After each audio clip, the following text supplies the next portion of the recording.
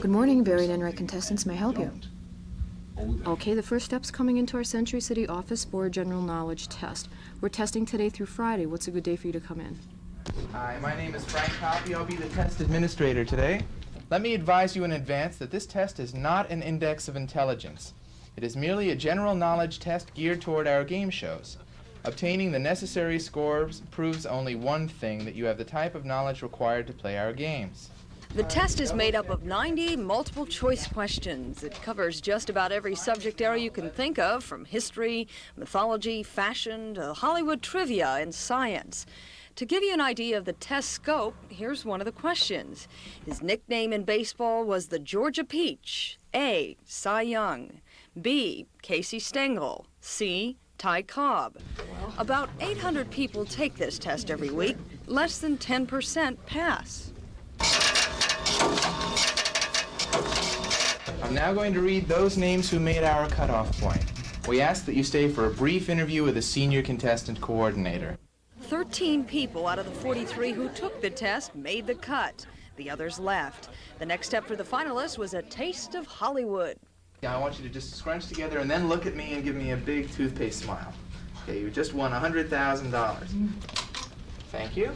The pictures, along with the original entry forms, follow the finalists as far as they go. So do their first interview marks. This is where the senior contestant coordinator, Mallory Geller, comes into the picture.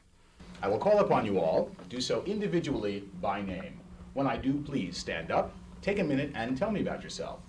All we'll ever ask you to do, we've asked you to do here. So if you feel like jumping up and down, go ahead. And if you don't do it. Be yourself. That's the key. Be yourself. As you can imagine, all sorts of things surfaced. Although Geller stressed be yourself, it obviously doesn't hurt to be just a little bit different. And I came dressed as Alice in Wonderland, bounced in and beat Monty Hall with my little white rabbit, but... I'm a videotape freak. I have over 800 videotapes in 4 different, modes of recording and playing them. Hello, baby, this is Liz. It's a night to have you back when you belong to Only a fraction of these people will be called back for a more in-depth interview and a trial stab at one of the 3 games. Debbie Flint from San Diego is one of them. We'll follow her through tomorrow when the individual producers give the candidates a thorough look. Just what are those producers looking for? The producers have said to us, find the people who seem like this. And if you do, you get a call. If you seem like that, then you don't. And it's as simple as that. It's in this building in Century City that the fate of the finalists is decided upon.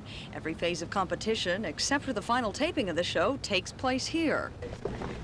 All right, Sherry, are you ready? All right, let your big stuff come on. All 3 producers handle their personal interviews pretty much the same way. Since it's their first introduction to the finalists, they try to stick to the basics, but what evolves isn't so predictable. That's because you won't find a stereotype finalist. I'm a housewife is what my occupation. Okay. You want the rundown of what I really do? What's your husband's name? Mark. Okay. How did you meet Mark the mechanic? He ripped me off. I hate to say that. This is still a major bone of contention between us. Well, I can mix just about any kind of drink you want. You say you're a bartender. I'm a bartender, that's what I am. A true philosopher of life, no doubt. No doubt. It says here your other occupations you held was a stripper. Right. You want to explain that? Everybody asks about that. You use Elmer's glue on your mustache? After you put a little bit of glue on there, you blow dryer, you can bend it into any shape that you want to. What does a pig caretaker do? Well, what I did was take care of the baby pigs. Since all 3 shows require general information recall, the producers will occasionally throw in a question that would be fair game on the show. Who's the Secretary of State? Greenberg, who's been in the game show industry for more than 20 years, says those blankouts are very common. My favorite line for the years has been, in the studio, you could ask them their name with the lights on, and most of the folks would take them 2 or 3 seconds to come back, because the knees actually shake. Making it through the interview, though, with ease does not mean the finalists will make the next cut. There's one more phase of the selection process. It's a matter of playing the game here in the office. It takes about a half hour to do. It's something everybody's got to do. It's the last time we bring you in here, but it is something you got to do before you can finally be considered. If you haven't heard from us in the next 3 to 4 weeks, you're probably not going to hear from us. If you do hear from us, it could be any time, say from tomorrow till 3 or 4 weeks from now, and we'd call you in to play the game. Again, if you haven't heard from us in that amount of time, you probably aren't going to hear from us at all, though. Finalists will be called back for the run-through, a mock session of the game, if they meet the producer's demands. Do they have humor? Is there a twinkle? Do they have something to say? Can they answer in more than just one-word answers? Can they give? Is there impact? That's the ideal contestant. A total impression which is pleasant, which is energetic, which is fun, maybe a little interesting, and underscoring the whole thing is information. People that other people can get involved with, people that if you see them on the air, you get a feeling for who they are, what they're about, and you too will get involved with, in a sense, share the experience of playing the game with a person. About half of the finalists that are interviewed by individual producers are called back to play a trial game. Ron, come on up. Cynthia? Is that Cynthia? Come on, why don't you be the first folks up here? Your application is happen to be on top. And all we're going to do is this. We'll play the Joker's Wild Game. The only difference between the run-through and the real thing, no prizes, no money. But the stakes are big. The run-through marks the last cutoff. If the finalists play well, the next step is the big one, playing for real money and prizes by answering questions in a TV studio.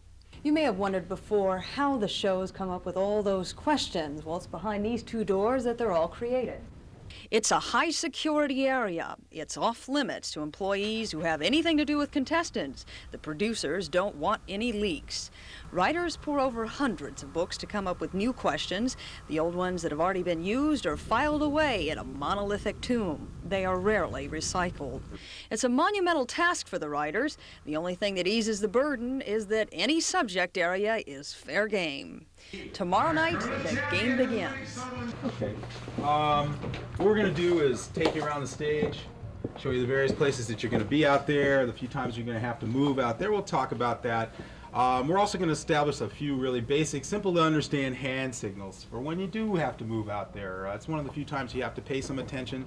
Guys, if you see us doing this, your mom's called and asked us to remind you to keep your hands out of your pockets, okay? Or maybe button your coat or something like that. After the contestants are briefed on what to expect on stage, they're brought back into a screening room for more preparation.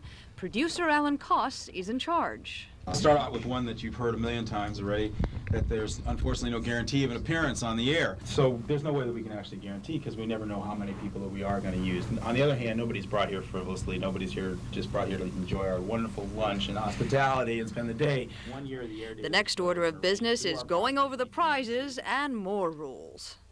Now, these are an important couple of points. I must order the automobile within 30 days after the date on which it is won. That's different than any other prizes. If you want a car today, you got to order that car within 30 days. By the time all the business is taken care of, it's an hour away from showtime.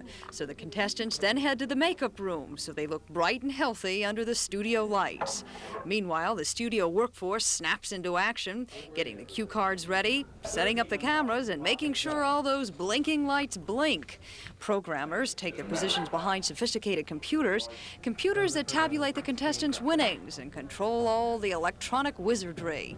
About a half hour before showtime, the audience gets its first workout. We want to welcome you, first of all, welcome you to the show, Tic Tac Dough. Just out of curiosity, how many people have seen Tic Tac Dough on the air? Would you raise your hand, please? All right, very good. Put your hands down. Anybody never see Tic Tac Dough? Would you raise your hand, please?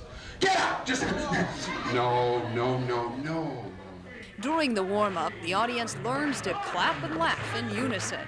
As you can see in this outtake, they learn their lesson well. The host, Wink Martindale, gets his fair share of priming, too. 10 minutes later, everything seems to fall into place effortlessly. Push 5, pull the throttle 4, you can push it brake, 2, push on 4, up on, take 2 and push. Meet Tom O'Connor!